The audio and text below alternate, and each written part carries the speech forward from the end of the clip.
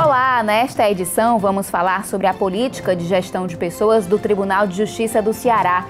Você vai ver também, TJCE promove ações em prol do meio ambiente e do desenvolvimento sustentável. E saiba como obter certidão de antecedentes criminais no Fórum de Fortaleza.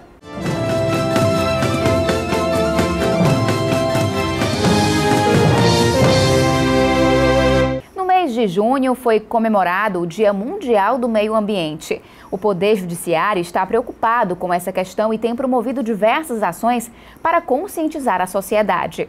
Algumas atitudes são simples. Em vez de usar copo descartável, Leonel Oliveira tem sempre em mão uma garrafinha. Ele é servidor da Secretaria Especial de Planejamento e Gestão do Tribunal de Justiça, onde o cumprimento de metas de gestão ambiental faz parte do cotidiano. Desde 2010, o CNJ vem com essa preocupação ambiental. Então, como a gente está acompanhando aqui perto, nada melhor do que a gente ser esse exemplo de mudança, né? Então, internamente, a gente já trabalha com isso. Cada um traz sua garrafa, traz a sua caneca para beber seu café. Questão também de aproveitar e imprimir em frente e verso alguns nossos relatórios ou documentos que a gente precisa imprimir. E assim, imprimir só também o necessário, né? A gente tenta evitar o máximo de imprimir, comunicando por e-mail, mandando os arquivos e deixando os arquivos disponíveis na rede. Anualmente, o TJCE estipula metas de redução do consumo de papel ofício e copos descartáveis. A política socioambiental da Justiça cearense foi instituída em março de 2012 por meio da Portaria 455. Entre os compromissos estão o uso racional de água e energia, gestão de resíduos sólidos, promoção de ações sociais e educação socioambiental. O aperfeiçoamento dessa política depende da estruturação do sistema de gerenciamento ambiental e do plano de logística sustentável, em fase de elaboração. O plano de logística sustentável é um conceito relativamente novo, né? E ele é basicamente um plano de ação. Então, ele vai integrar todas as ações, todas as práticas de sustentabilidade, desde a aquisição dos insumos até a destinação final dos resíduos sólidos, né, com coleta seletiva, tratamento de esgoto. E ele tem um aspecto importante também, que é a melhoria da qualidade de vida no trabalho. Com relação à água e energia, existem medidas específicas que vão além do uso racional dos recursos. O Tribunal de Justiça ele trata o esgoto, né, antes de despejar no afluente, e possivelmente haverá o reaproveitamento dessa água para uso nos sistemas de descarga, para a irrigação das plantas, dos jardins. Além disso, a troca de material para reverter em energia também? Sim, atualmente o Tribunal de Justiça ele destina para o programa Ecoelce, papelão, ferros velhos, né? E esse material ele é revestido em desconto na conta de energia do Tribunal de Justiça. As ações ganharam destaque neste mês por causa do Dia Mundial do Meio Ambiente, comemorado em 5 de junho. Para celebrar a data, a Comissão Socioambiental do Tribunal de Justiça promoveu palestras sobre clima e água, a urgência das ações do poder público. O palestrante foi o especialista Alexandre Araújo, que falou sobre as mudanças climáticas e os impactos sobre os recursos hídricos. O objetivo do evento foi conscientizar magistrados e servidores. Para Marcelo Maia, auxiliar jurídico do Departamento de Estratégia e Projetos, é fundamental que assuntos de relevante interesse social sejam incluídos na pauta de discussões do Poder Judiciário. Um desembargador, um juiz que, em sua função, atue com questões socioambientais, da mesma forma como o indivíduo, com uma atitude individual, vai bater nas questões climáticas, um juiz que vai tomar uma decisão a favor de um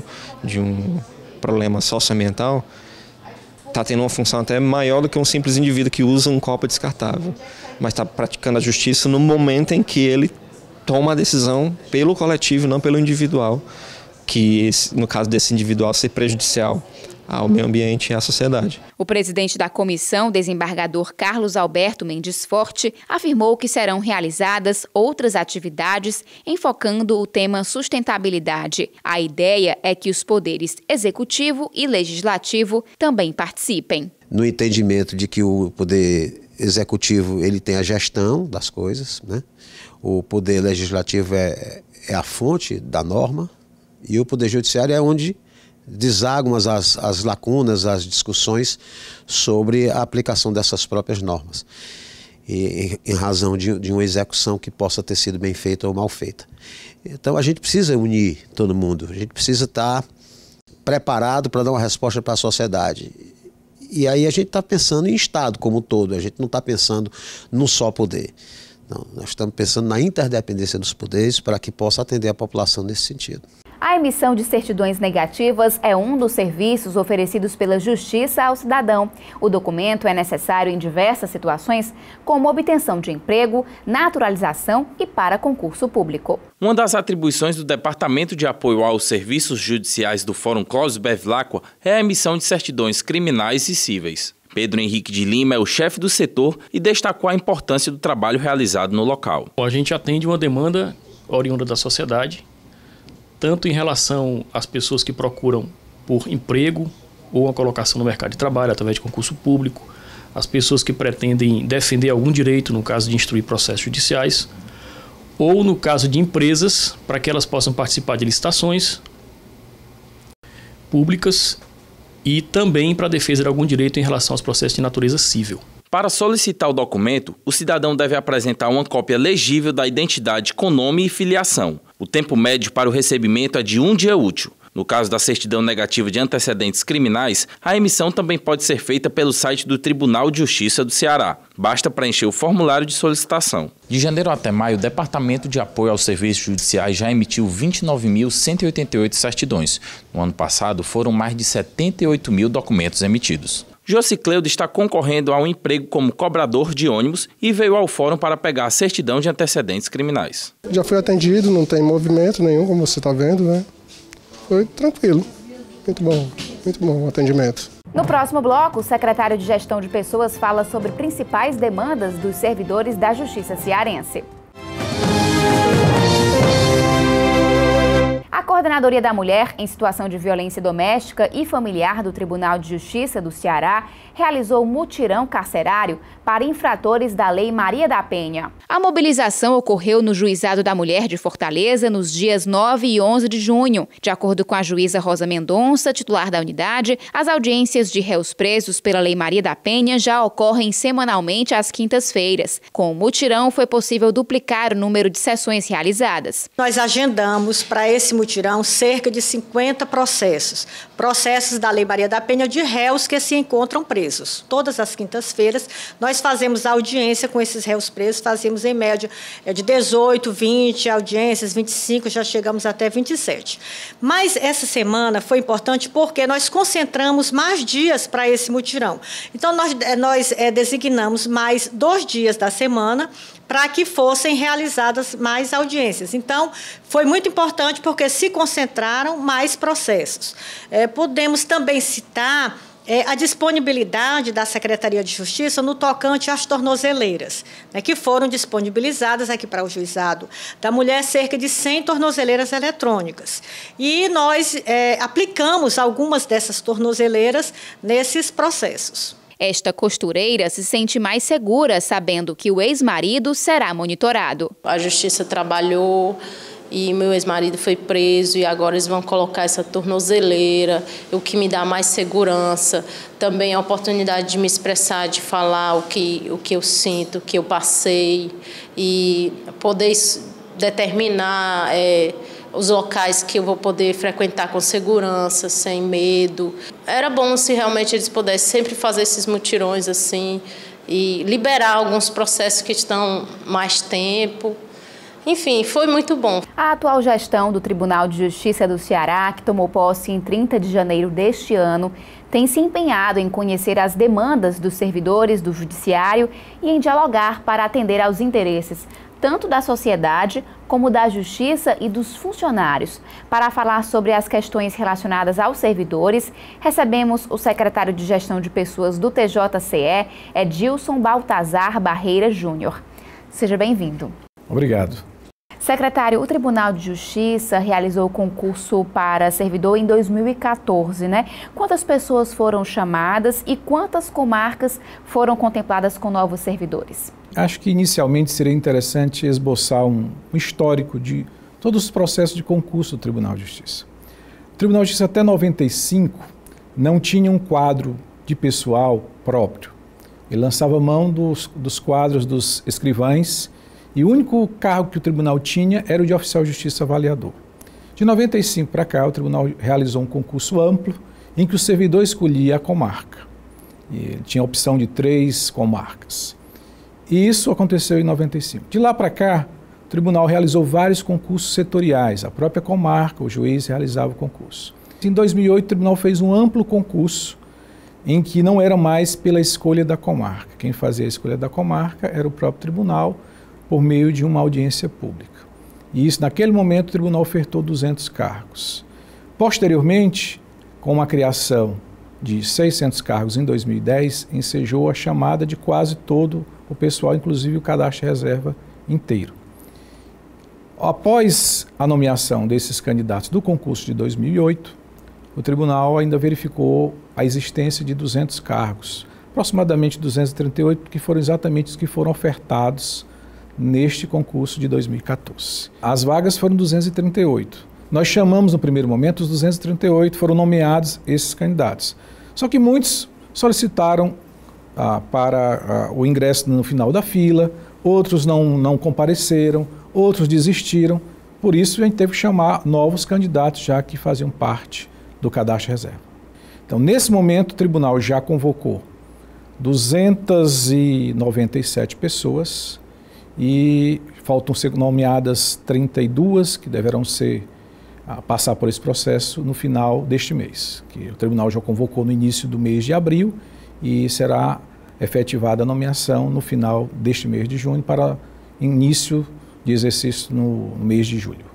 E quantas comarcas foram contempladas com esses servidores? 97 comarcas do interior receberam novos servidores, uma vez que é uma grande dificuldade que o tribunal tem é manter servidores nas comarcas interioranas. Há previsão de chamar candidatos que compõem o cadastro reserva?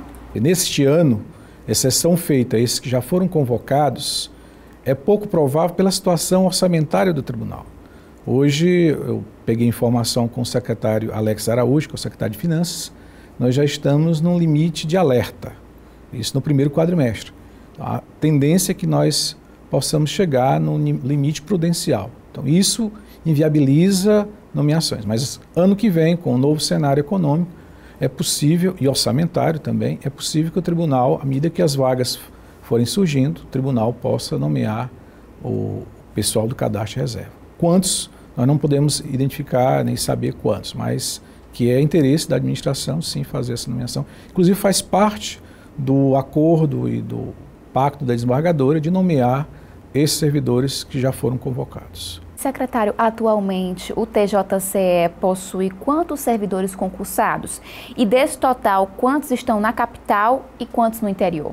3.246 servidores, sendo 1.984 em Fortaleza, distribuído no Tribunal de Justiça e no Fórum e nas unidades dos juizados especiais, e temos 1.262 nas comarcas do interior. Desde que assumiu a presidência do Tribunal de Justiça, a desembargadora Iracema Vale tem pregado o diálogo como um dos pilares da atual gestão. Nesse sentido, como tem sido a relação do TJCE com as entidades representativas dos servidores? Eu tenho participado agora com a desembargadora de despachar e vejo que a desembargadora realmente é uma pessoa do diálogo. A mesa de despacho é um momento que a gente dialoga com a desembargadora e isso nós percebemos essa disposição permanente para o diálogo. O Síndico de Justiça fez uma paralisação nos dias 20 e 21 de maio. Mas, posteriormente a isso, no mesmo dia, aliás, no dia 21 de maio, a desembargadora recebeu uma comitiva do sindicato e ali estabeleceu uma mesa permanente de negociação. Naquela oportunidade, ela escolheu a mim e o secretário Alex Araújo, secretário de Finanças, para mantermos esse contato direto com os sindicalistas, tanto do Síndico de Justiça como do Sindicato dos Oficiais de Justiça, e com os quais nós temos mantido um contato permanente, tomando por base as pautas que eles têm trazido.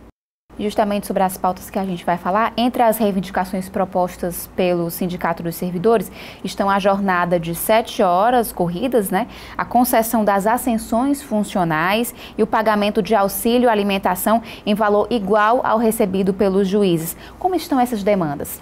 A primeira, com relação à carga horária, de 7 horas corridas. Eles apresentaram um estudo que está ainda em análise, e a gente tem que saber quais são os impactos sociais desta medida. Então, nós temos, de um lado, os servidores, que solicitam esta jornada de trabalho de uma forma corrida, mas há também a dimensão social, que é a prestação jurisdicional. Nós não sabemos dimensionar qual é este impacto. Eles apresentaram um estudo, e esse estudo ainda está sob análise, e deveremos apresentar posteriormente à desembargadora para análise dela também. Com relação à ascensão funcional, segunda-feira, dia 15, nós deveremos lançar o edital de progressão por antiguidade e promoção. Isso deverá ser publicado no Diário da Justiça do dia 15 de junho. E lá estarão contemplados mais de 1.500 servidores que estarão nessa relação. Abrirá-se um período de 10 dias úteis para que eles procedam recursos ou não. Então, já dentro dessas demandas, esta já está sendo atendida pela desembargadora. O auxílio é um outro estudo, está com a Secretaria de Finanças, porque nós também temos um problema orçamentário de custeio muito sério. Além de pessoal, que eu já mencionei anteriormente, há também um déficit orçamentário para o custeio. Então, isso está com o secretário Alex Araújo para análise e também apresentação para a desembargadora posteriormente. Secretário, o que é a gratificação de estímulo à interiorização e quais as demandas com relação a esse benefício? Essa, como você já definiu, uma gratificação que tenta manter o servidor no interior. E, ao longo do tempo, o Tribunal de Justiça tem tido uma grande dificuldade de manter o servidor no interior.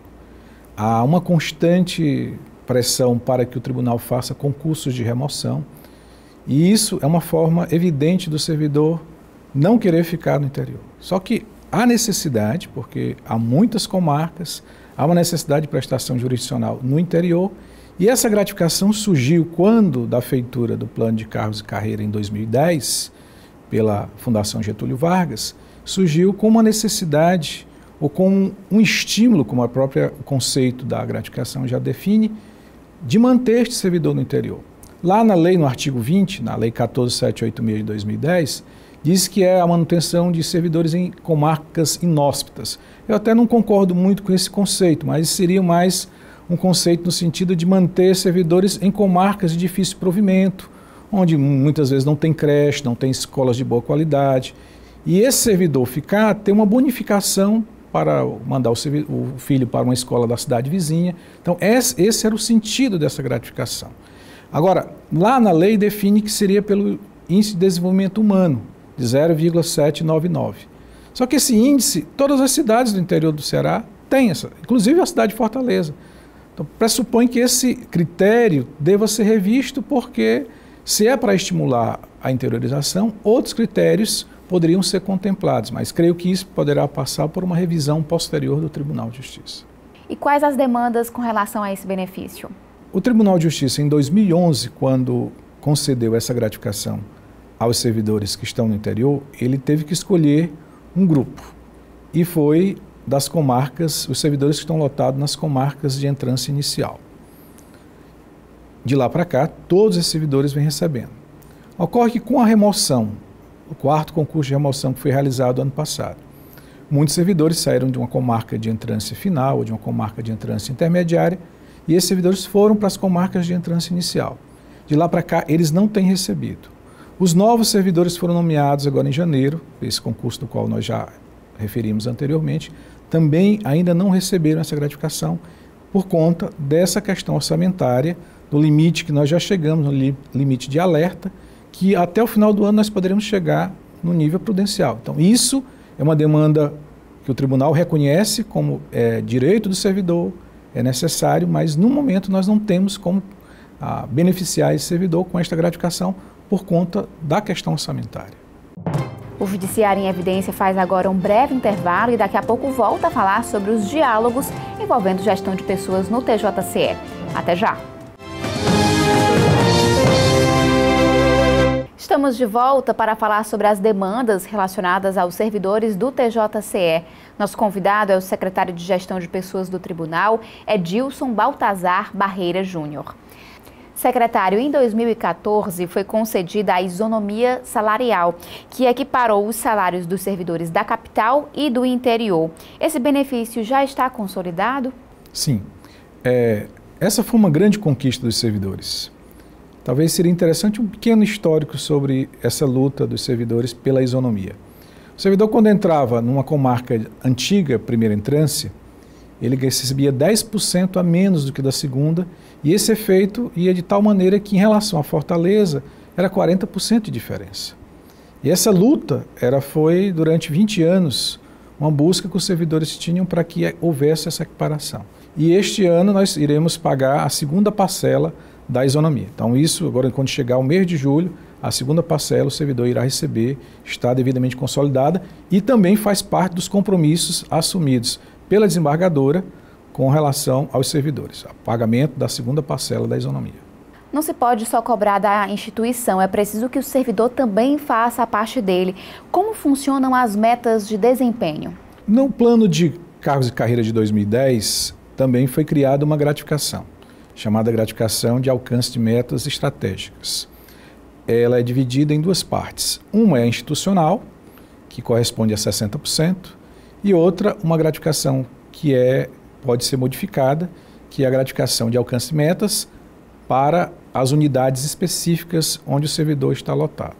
Então essa gratificação, ela sempre tem como fio condutor as metas do CNJ, as metas da própria instituição e as metas setoriais. Isso, ao final de cada semestre, é feito um cálculo e tem-se um percentual. E esse percentual pode chegar até 30%, que é a parte variável dessa gratificação. Então, tomando por base essa discussão de alcance das metas, como o servidor ele tem essa participação e ele é bonificado por essa participação no alcance das metas da instituição. Sejam metas fixadas pelo CNJ, sejam elas fixadas pelo próprio Tribunal de Justiça por meio do seu planejamento estratégico. E essas metas vieram após a criação de um plano de cargos e carreiras? Sim, essa é uma gratificação que está circunscrita dentro das demais que vieram na Lei 14.786 de 2010, que é o plano de cargo e carreira, que a gente chama normalmente o plano novo, porque há um outro plano de cargos e carreira, que é um plano da Lei 13.551 de 2004, para os servidores que não aderiram a este plano. E, secretário, além da gratificação por alcance de metas, que outros benefícios podem ser somados ao salário dos servidores da Justiça cearense? Tem a GEI, da qual eu já me reportei anteriormente, tem a gratificação de especialização, que ela pode ser de 7.000%, 10% ou 12.000%, desde que o servidor apresente um certificado de especialização, de mestrado ou de doutorado, respectivamente. Essa é uma gratificação que estimula exatamente o servidor a se capacitar, a ter uma qualificação para o exercício das suas atribuições. O Tribunal de Justiça recentemente regulamentou quais as áreas ele entende como prioritárias para o servidor realizar esses cursos, mas essa também é uma gratificação que, lamentavelmente, por conta do processo orçamentário, do qual já falei para você, nós também estamos com demandas reprimidas de concessão. Mas essa também é uma gratificação que pode ser agregada ao servidor, ao seu vencimento, e que pode ser também levada para a aposentadoria. E a estimativa é de que a situação se normalize em 2016? 2016. Essa é a nossa esperança. Temos outras pequenas gratificações que estão tanto na nossa lei do PCCR, como também no Estatuto dos Servidores Públicos, como a gratificação de risco de vida e saúde, dependendo da unidade em que o servidor esteja lotado. Então, se ele está lotado na manutenção, ele tem lá uma gratificação de risco de vida ou saúde por insalubridade. Esse é um percentual de 40% que está regulamentado por uma resolução de 2004.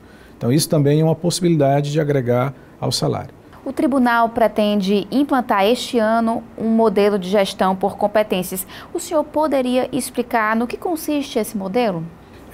De forma bem simples, gerir perfis profissionais.